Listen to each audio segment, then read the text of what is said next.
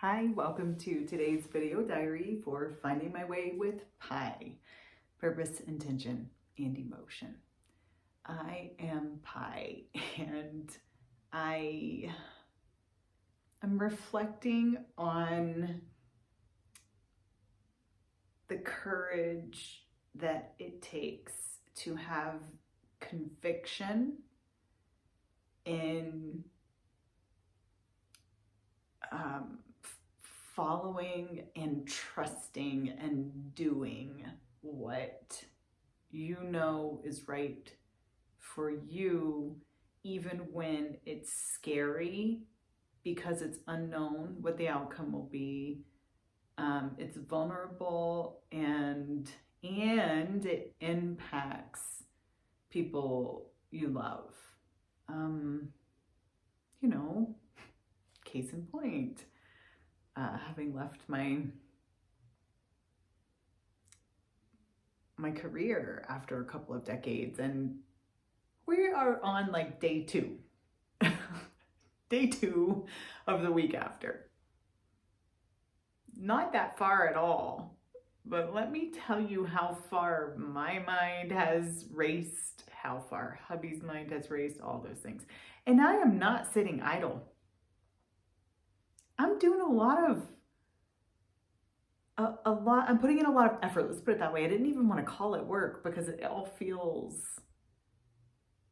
right, like in natural and easy. Like I lose track of time when I'm doing the work, either like on my my coursework for my master's program, or exploring business ownership and having discussions with friends. And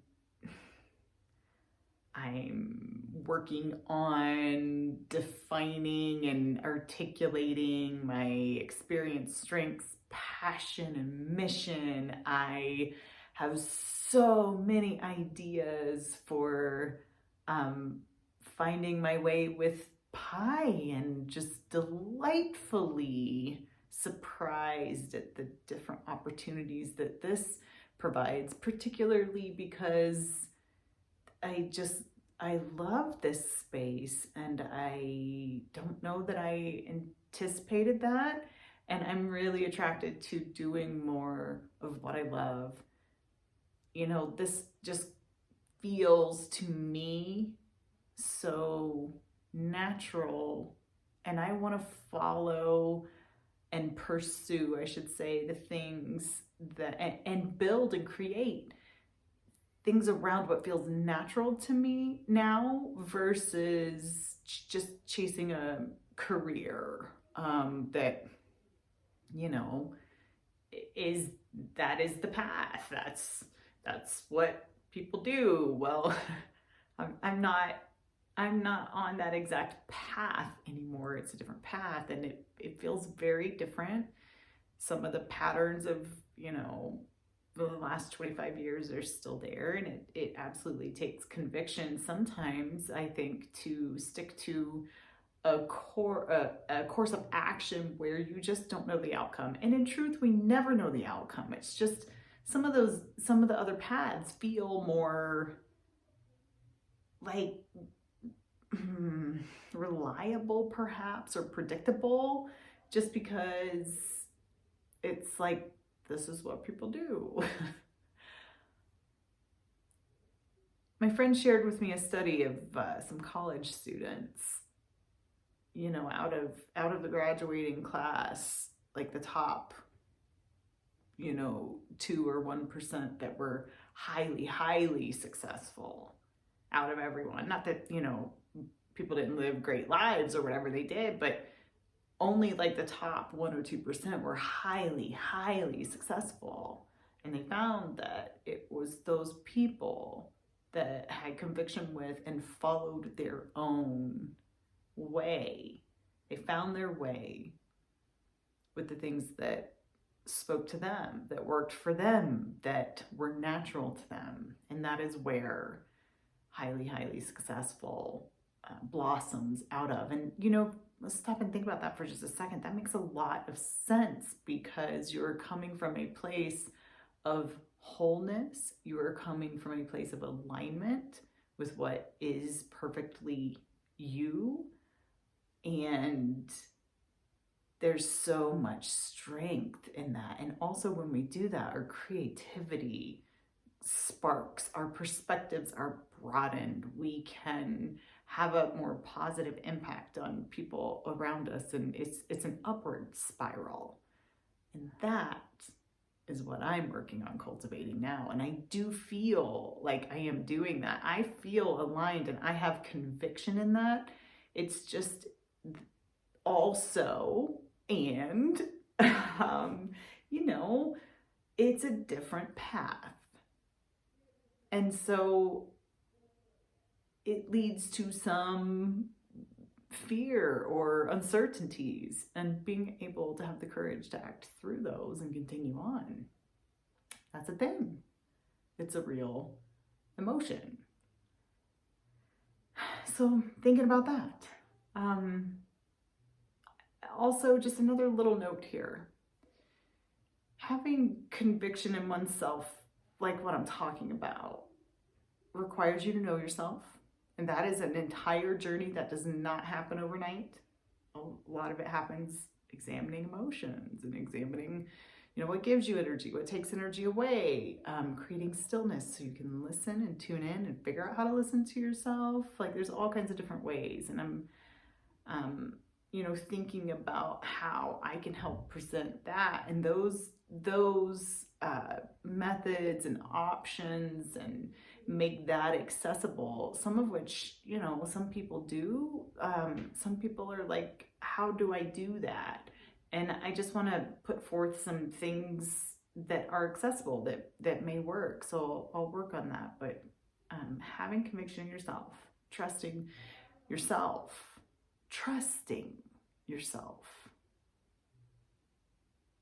requires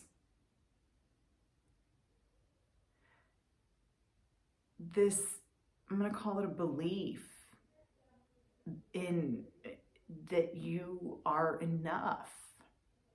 Self-worth, perhaps, is another way to say this.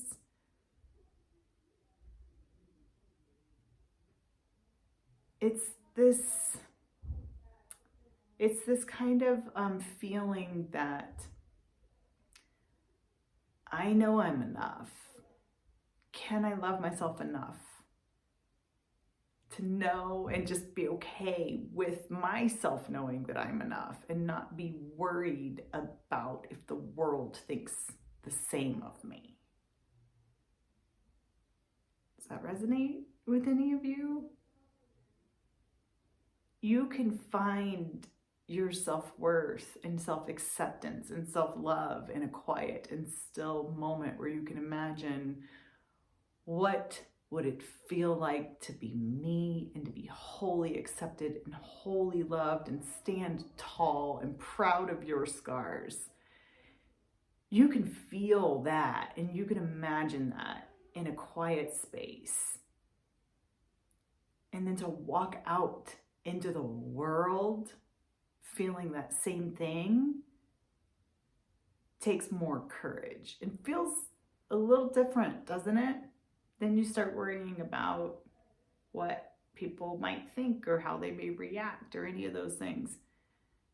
And to some degree, I do believe we need to be considerate of and aware of our fellow humans and love them.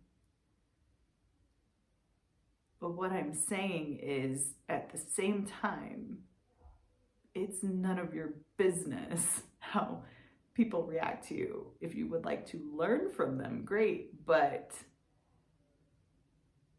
I think it should never devalue your self-worth.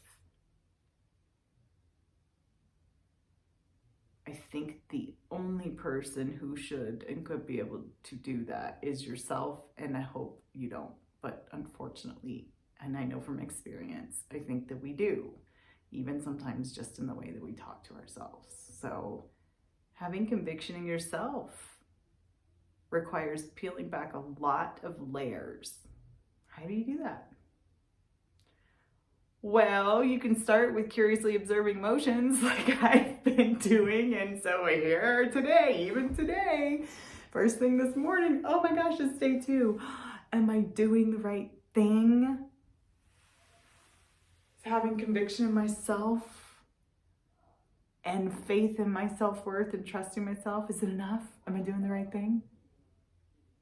I feel like I'm on the right course. And I know that these emotions are just part of this process.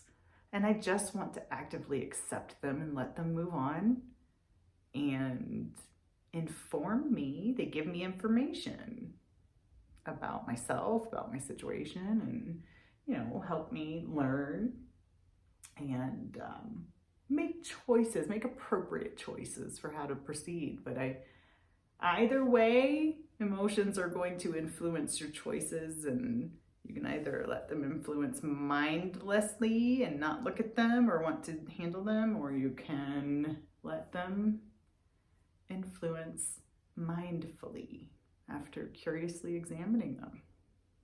So, lots of stuff on my mind today. I also am just seeing like little ripple out of how this uncertainty impacts my family, the uncertainty of my situation. We're only on day 2. How powerful is the mind for any of us?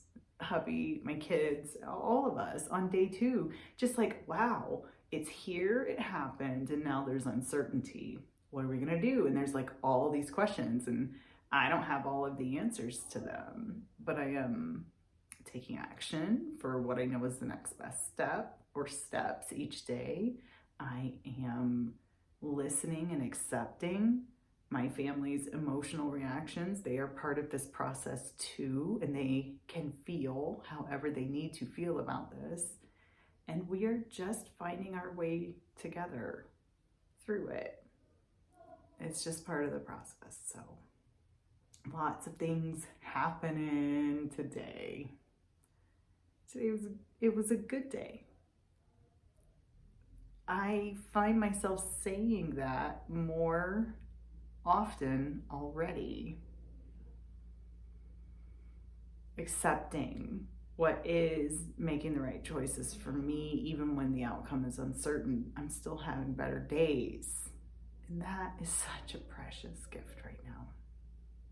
So, all right, that's what I have on my mind. Curiously examining emotions and finding my way through this. And thanks for being with me on this journey. I am so glad that you're here. I hope it helps you too. I'll see you tomorrow. Bye.